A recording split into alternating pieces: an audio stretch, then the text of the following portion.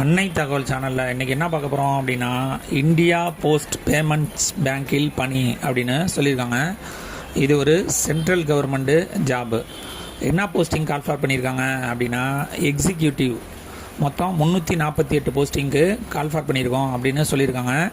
இந்த 348 போஸ்டிங் அப்படிங்கிறது அதிகமாகிறதுக்கும் வாய்ப்பு இருக்குது அப்படின்னும் சொல்லியிருக்காங்க.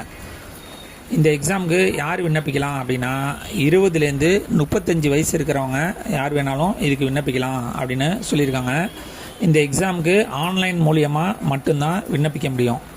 ஆன்லைன் மூலியமாக விண்ணப்பிக்கிறப்ப என்னென்ன டாக்குமெண்ட்லாம் எடுத்துகிட்டு போகணும் அப்படின்னா, யார் விண்ணப்பிக்கிறீங்களோ அவங்களுடைய செல்ஃபோன், டச்சு செல் உள்ள செல்ஃபோன் எடுத்துகிட்டு போயிடுங்க.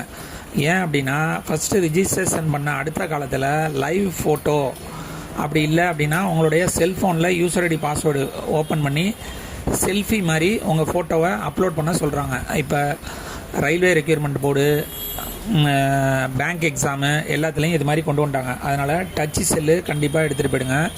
உங்களுடைய பாஸ்போர்ட் சைஸ் ஃபோட்டோ மற்றும் கையெழுத்து, எஜுகேஷ்னல் டீட்டெயில், நீங்கள் என்னென்ன படிச்சிருக்கீங்க அப்படிங்கிற detail, UG, PG, PhD, MPhil என்ன படிச்சிருக்கீங்களோ அந்த எல்லா சர்டிஃபிகேட்டும் எடுத்துகிட்டு போயிடுங்க.